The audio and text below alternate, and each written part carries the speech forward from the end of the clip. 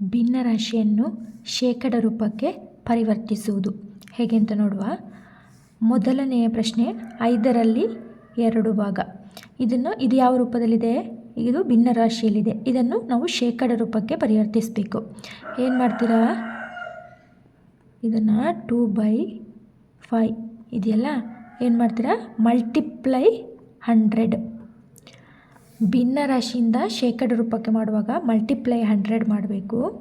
ಶೇಕಡದಿಂದ ಭಿನ್ನರಾಶಿಗೆ ಮಾಡಿದಾಗ ಡಿವೈಡ್ 100.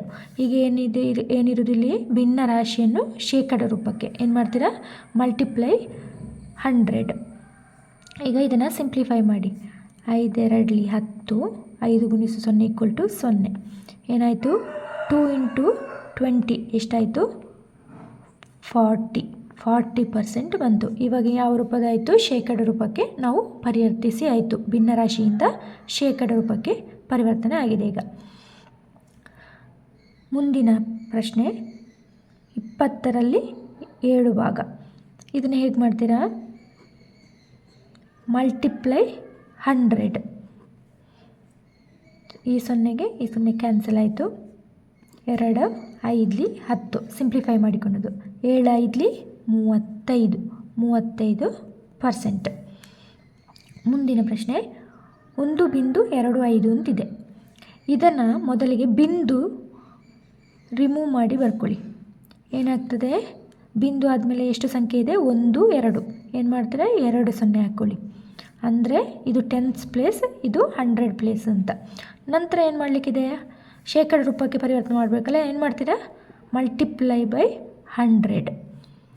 ಈಗ ಇದಕ್ಕೆ ಇದು ಕ್ಯಾನ್ಸಲ್ ಆಯಿತು. ಈ 100ಗೆ ಈ 100 ಕ್ಯಾನ್ಸಲ್ ಆಯಿತು. ಎಷ್ಟು ಉಳಿತು? 125%. ಶೇಕಡ ರೂಪಕ್ಕೆ ಪರಿವರ್ತನೆ ಆಯಿತು.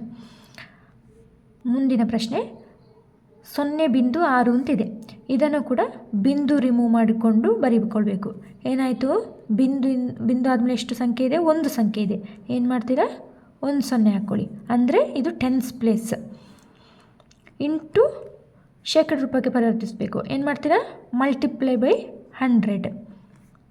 ಈ 0ಗೆ ಈ 0 ಆಯಿತು. 6 × 10 ಎಷ್ಟಾಯಿತು? 60%.